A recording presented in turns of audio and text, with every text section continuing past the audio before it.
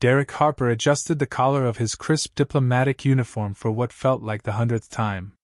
His reflection in the polished surface of the embassy's windows sneered back at him. "Ambassador to the Galactic Coalition," he muttered. "More like glorified house sitter." His transfer to the outpost had been anything but prestigious. Earth had just been admitted into the coalition, and sending Derek, a career diplomat with a penchant for sarcasm, seemed less a promotion and more a clever way to keep him far from Earth's delicate politics. The sound of soft, rhythmic scraping interrupted his thoughts. Turning, he found himself face to face with his new housekeeper. Or rather, face to tentacle. Shala stood in the doorway, her violet-tinted, sinewy form shimmering slightly under the embassy's fluorescent lighting.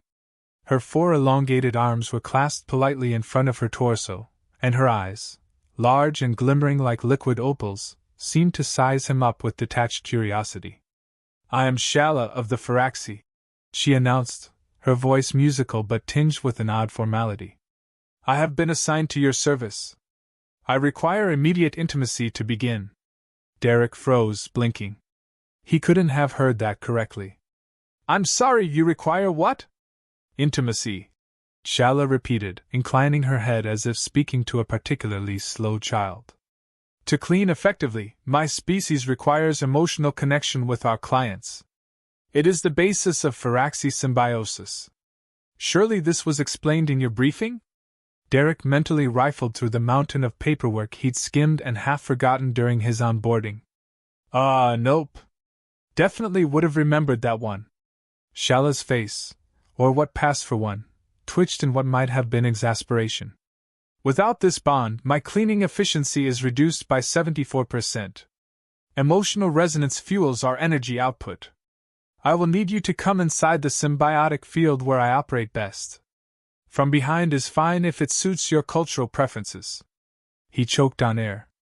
"From behind, excuse me, what?" She cocked her head, her tendrils quivering slightly. "You appear distressed. Is this a taboo among humans? I can adapt to frontal proximity if it causes less discomfort." No, it's not that," he said quickly, waving his hands as if that would physically push the awkwardness away.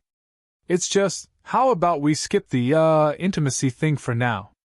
Ease into it?" Shala studied him for a moment, her glowing eyes narrowing slightly. "Humans are emotionally repressed." "Fascinating." Without waiting for permission, she began inspecting the room, her fluid movements almost hypnotic. "Not repressed," Derek muttered, following her like a guilty shadow. "We just don't typically bond with our housekeepers." "Then how do you clean?" she asked, stopping to peer at him curiously. With a vacuum, maybe a mop." Shala let out a trill of laughter, a sound like chiming glass. "Primitive methods. Inefficient. How do you cleanse emotional debris?" "Emotional what?" Shala sighed and gestured dramatically at his chest. "It is painfully obvious. Your aura is clogged with unresolved tension. I can sense it from here. Allow me to demonstrate." Before Derek could protest, Shala extended one of her appendages, the soft, glowing tips brushing his shoulder. A warm sensation radiated through him, like the first sip of whiskey on a cold night. He had the oddest urge to confess his childhood fear of clowns. "See?" she said, retracting her limb. "Your emotional dust is already loosening." Derek stepped back, crossing his arms protectively. "Yeah, we're gonna have to set some boundaries. No touching my, emotional dust without permission." "As you wish." Shala resumed her inspection, pausing to study a decorative plant in the corner. "This is dead," she announced. "It's not dead," Derek countered. "It's a cactus." "Then it is dying." She turned her luminous gaze on him. "Much like your chances of maintaining a clean living environment without Firaxi assistance." "Touché." The rest of their introduction passed in a series of increasingly awkward exchanges. Shala's literal interpretations of his casual remarks led to near disasters, like when he mentioned cleaning house, and she nearly disassembled his furniture. By the time she explained that Firaxi cleaning rituals had been developed after her species nearly went extinct from a sanitation plague, Derek was beginning to question every decision that had led him to this point. Later that evening, as Derek sat nursing a drink and staring at the spotless room Shala had left behind, he had to admit she was efficient. His reflection in the window looked marginally less stressed, though that might have been the whiskey. "She's just a maid," he muttered to himself, though the memory of her touch lingered in the back of his mind. "A very thorough maid." The thought of needing emotional connection to clean effectively struck him as both absurd and oddly poetic. He drained the rest of his drink with a wry chuckle. Only on this job could intimacy and housework be part of the same conversation. Behind him, a faint rustling indicated Shala's return. "Shall we continue, Ambassador?" she asked, her tone as polite as ever. Derek didn't even bother turning around. "You know what, Shala?" "Sure. Let's clean, from behind." Her trill of laughter followed him into the evening, and for the first time since arriving at the embassy, Derek felt the faintest flicker of hope. The next morning, Derek awoke to the sound of humming. It was soft, melodic, and oddly soothing, like wind chimes on a breezy day. As his groggy mind cleared, he realized it was coming from the kitchen. He shuffled out of bed, only to stop short at the sight before him. Shala was floating, literally floating, about a foot off the ground, her elongated limbs deftly handling various utensils as though she had 3 invisible sous chefs assisting her. The breakfast spread she was assembling would have made a Michelin-starred chef weep. "Good morning, Ambassador," she greeted without looking up. "Morning," Derek replied cautiously, eyeing the array of alien fruits, pastries, and what appeared to be a glowing blue liquid. "You, always start your day with a floating buffet? Your nutritional intake yesterday was inadequate," she explained, placing a plate in front of him. "Firaxi dietary analysis indicates your body is deficient in several key minerals." Derek glanced down at the plate. It looked delicious but suspiciously alien. "This isn't going to turn my tongue purple or make me grow a third arm, is it?" Shala tilted her head. "Humans have a peculiar resistance to most biochemical compounds. But no, this will merely sustain you." "Merely sustain me," he muttered, picking up a fork. "That's comforting." The first bite was a revelation. The flavors were unlike anything he'd ever tasted, sweet, savory, with a hint of something he could only describe as nostalgia. He swallowed and looked up to find Shala watching him intently, her glowing eyes unblinking. "Good, right?" she asked. "Yeah," Derek admitted grudgingly. "You've got a knack for this." "I have a knack for many things," she replied matter-of-factly. The conversation might have ended there if not for the sudden beeping of his communicator. Derek groaned, pulling the device from his pocket. It was a message from the Coalition office. "Ambassador Harper," the clipped voice began. "You are required to attend the diplomatic gala this evening. Formal attire mandatory. Attendance is not optional." Derek sighed and tossed the communicator onto the table. "Great. Nothing like forced socializing to really brighten your day." "A gala?" Shala perked up, her tendrils twitching with interest. "What is the purpose of this gathering?" "Networking, diplomacy, and pretending to like people you secretly can't stand," Derek replied. Shala considered this. "Will there be cleaning involved?" "No," Derek said quickly. "It's just a bunch of diplomats standing around drinking overpriced cocktails and patting themselves on the back. No cleaning required." "Then why attend?" "Because I don't have a choice," he grumbled. "It's all politics." Shala's gaze sharpened. "Firaxi politics are often resolved through ritual challenges. Would you like me to intervene on your behalf?" Derek snorted. "As tempting as it is to imagine you challenging Ambassador Gronick to a duel, I think I'll pass." The day passed uneventfully, with Derek dreading the gala more with each passing hour. By evening, he was dressed in his formal uniform and pacing the living room while Shala observed him like a curious cat. "You appear agitated," she noted. "Gee, you think?" he snapped, then immediately sighed. "Sorry. I just hate these things.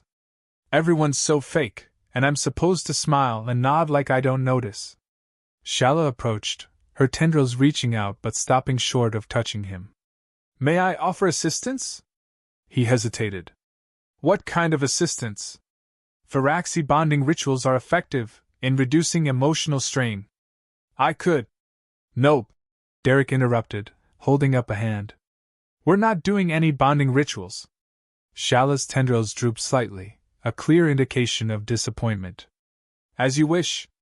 The gala was exactly as Derek had predicted, a sea of insincere smiles, shallow conversations, and an overwhelming sense of self-importance.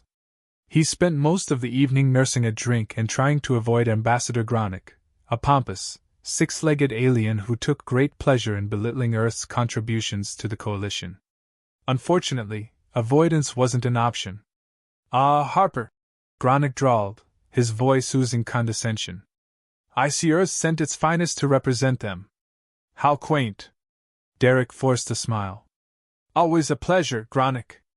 The alien leaned in closer. Tell me, does your species' obsession with primitive customs extend to your diplomatic strategy? Or is it merely a genetic defect? Before Derek could retort, a familiar voice cut through the tension. Ambassador Gronick, Shala said smoothly, stepping up beside Derek. I trust you are enjoying the evening? Derek nearly choked on his drink. Shala? What are you doing here? I sensed your distress, she replied serenely. And as your housekeeper, it is my duty to ensure your well-being. Gronick's 6 eyes flicked between them, his expression unreadable. And you are? Shala of the Firaxi, she said, her tone suddenly sharper. Ambassador Harper's personal assistant. Derek's brain stalled at the emphasis on the last word. Gronick's antennae twitched. I see. Well, do try to keep him from embarrassing himself. With that, the alien sauntered off, leaving Derek and Shala standing in stunned silence. You didn't have to do that, Derek said finally. I did, she replied firmly. Your emotional dust was thickening. It was unbearable. Derek laughed despite himself. You really don't pull punches, do you? Firaxi do not punch, Shala said earnestly. But I am willing to learn if it would improve my service. For the first time that evening, Derek felt his tension ease. You know what, Shala? I think I'm starting to see the appeal of your methods. Her trill of laughter followed him as they left the gala, and Derek couldn't shake the feeling that his life was about to get a whole lot more complicated. Later that week, Derek found himself in a predicament he hadn't anticipated. Shala had grown increasingly curious about human customs, particularly those involving social interaction. Her questions were relentless, ranging from the nuances of handshakes to the baffling complexities of humor. You're telling me, she said one afternoon, her tendrils quivering with confusion, that humans express affection by insulting each other? Sometimes, Derek replied, setting his coffee mug down. It's called sarcasm. It's a way of being funny. Shala tilted her head, clearly unconvinced. And this is effective? Depends on the delivery, he said with a shrug. It's an art form. Shala's glowing eyes narrowed. Then you must teach me. Derek almost spit out his coffee. Teach you sarcasm? Yes, she said with absolute seriousness. He leaned back in his chair, trying to process the request. You're asking me to teach sarcasm to a species that communicates primarily through glowing pheromones and emotional vibrations? Precisely, she replied. All right, Derek said, unable to suppress a grin. Let's start simple. If someone says something obvious, you can respond with something like, "Oh, really? I had no idea." But you have to say it with a certain tone. Like this, "Oh, really? I had no idea." Shala mimicked his tone with alarming precision. "Oh, really? I had no idea." Derek blinked. Okay, that was disturbingly good. Her tendrils fluttered with satisfaction. I am a quick learner. The rest of the day was filled with Shala testing her newfound skill at every opportunity. When Derek pointed out that the sky was unusually clear, she responded with, "Oh, really? I had no idea." When he mentioned he was hungry, she quipped. Fascinating. You must be the only human to experience such a thing. By evening, Derek's patience was wearing thin. All right, I think we've covered sarcasm for the day. Shallah's eyes glimmered mischievously. Oh, really? I had no idea. He groaned. I created a monster. Despite her playful jabs, Shallah's curiosity wasn't limited to humor. That night, as Derek sat on the couch scrolling through a report, she appeared at his side, holding a small, glowing orb. What's that? He asked, eyeing the object warily. A Firaxi bonding artifact, she said, as if it were the most obvious thing in the world. Derek frowned. Bonding artifact? It facilitates emotional synchronization, she explained. It is customary for Firaxi to use it during prolonged cohabitation. He raised an eyebrow. And what does that mean for me? Shallah hesitated, her tendrils curling inward. It would allow us to understand each other more deeply. Derek leaned back, suddenly feeling the weight of the moment. Shallah, you do realize humans don't have anything like this, right? Our idea of bonding is, different. Different how? She asked, genuinely curious. Well, for starters, it usually involves talking. Or, I don't know, watching a movie together. Maybe sharing a drink. Shallah considered this. Your methods seem inefficient. Hey, Derek said, feigning offense. I'll have you know that humans are very efficient at bonding. Then why do you spend so much time alone? The question hit him like a punch to the gut. He opened his mouth to respond but found that no words came out. Shallah tilted her head, her glowing eyes softening. Did I overstep? No, Derek said quickly, shaking his head. You just caught me off guard. She set the orb down and stepped closer. Firaxi do not value solitude as humans seem to. We thrive on connection. Derek met her gaze, unsure of what to say. For all her quirks and misunderstandings, Shallah had a way of cutting through his defenses with unnerving precision. Well, he said finally, maybe humans could learn a thing or two from Firaxi. Her tendrils quivered with what he could only interpret as amusement. Perhaps we could learn from each other. The following days were a strange mix of hilarity and unexpected intimacy. Shallah continued to experiment with sarcasm, often to comedic effect, while Derek found himself opening up about things he hadn't discussed with anyone in years. One evening, as they sat on the couch watching an old Earth comedy, Shallah turned to him and asked, Why do humans laugh at pain? Derek chuckled. You mean slapstick? It's funny because it's unexpected. Plus, we know it's not real. She frowned. But pain is unpleasant. Yeah, but when it's exaggerated, it's cathartic.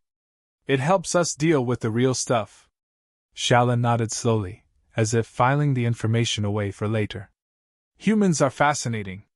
You're not so bad yourself, Derek said, nudging her playfully. Her tendrils twitched, and for a moment, Derek thought he saw her glowing eyes brighten just a little. Perhaps, she said, her voice softer than usual. But I still don't understand why you laugh at your own misfortune.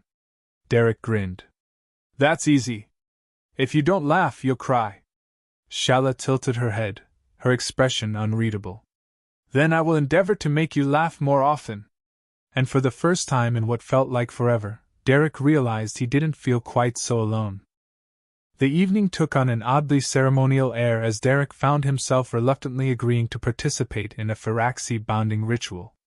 Shallah had assured him it was simple and entirely non-invasive, but the way her tendrils quivered with anticipation suggested otherwise.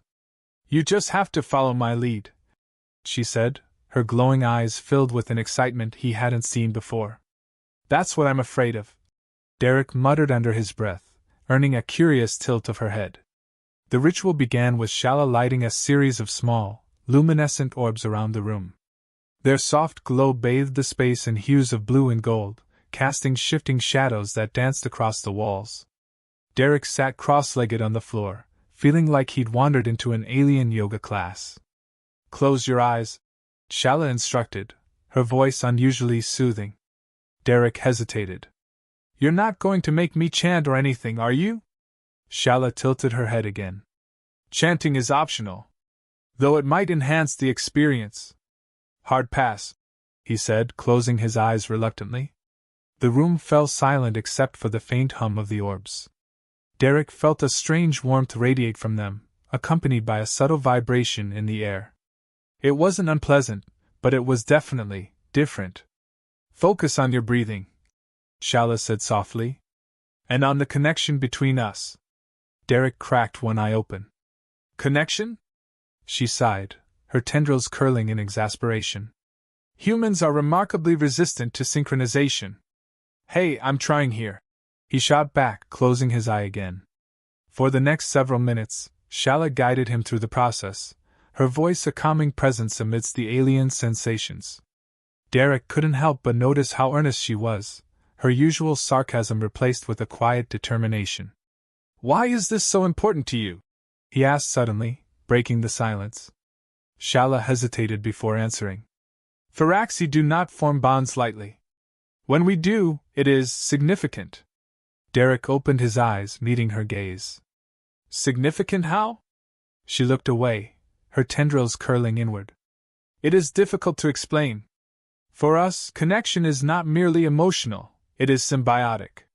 It sustains us. He frowned. You mean, like survival? Not in the way you think, she said quickly. But it is essential to our well-being. Derek leaned back, trying to process her words. So this whole ritual thing, it's about us bonding? Yes, she said simply. The honesty in her tone caught him off guard. He'd expected her usual playful jabs or sarcastic quips, but this was something else entirely. Shala, he began, struggling to find the right words. I'm not exactly great at this kind of thing. Her eyes softened, and for a moment she looked almost human. Neither am I. But perhaps that is why we must try. Derek couldn't help but laugh. You make it sound so easy. It is not, she admitted. But it is worth it. As the ritual continued, Derek found himself relaxing in a way he hadn't expected. The vibrations in the air grew stronger, resonating deep within him, while the warmth from the orb seemed to wrap around him like a comforting embrace. This is weird, he said, his voice tinged with awe. Shala's eyes glimmered with amusement. Weird can be good. By the time the ritual ended, Derek felt an inexplicable sense of calm. It wasn't just the ritual itself, it was the connection he felt with Shala, an understanding that transcended words. Did it work? He asked, breaking the silence. Shala tilted her head, her tendrils quivering thoughtfully. I believe so. Derek raised an eyebrow. You believe so? She smiled, a rare and genuine expression. You humans are difficult to read. He chuckled, shaking his head. You're not exactly an open book yourself. As the evening wore on, their conversation shifted from the ritual to lighter topics. Shala shared stories of her homeworld, describing its bioluminescent forests and crystal-clear skies with a wistfulness that made Derek ache for her. You must miss it, he said softly. I do, she admitted. But this place, it is not without its charms. Derek smirked. Like sarcastic diplomats who can't sit still during bonding rituals? Her tendrils twitched with amusement. Exactly. For the first time in years, Derek felt a sense of belonging he hadn't realized he was missing. It wasn't just Shala's presence, it was the way she challenged him, made him laugh, and, in her own alien way, understood him. As the night drew to a close, Derek found himself standing by the window, gazing out at the stars. Shala joined him, her glowing eyes reflecting the starlight. Do you think this is where we're meant to be? He asked quietly. She considered his question, her tendrils curling thoughtfully. Perhaps. Or perhaps it is not about where we are, but who we are with. Derek glanced at her, a small smile tugging at the corners of his mouth. That's surprisingly profound for someone who just learned sarcasm. Shala's eyes glimmered mischievously. Oh, really? I had no idea. He laughed, shaking his head. You're impossible. And yet, she said, her voice soft, Here we are. In that moment, Derek realized that maybe, just maybe, weird could be good.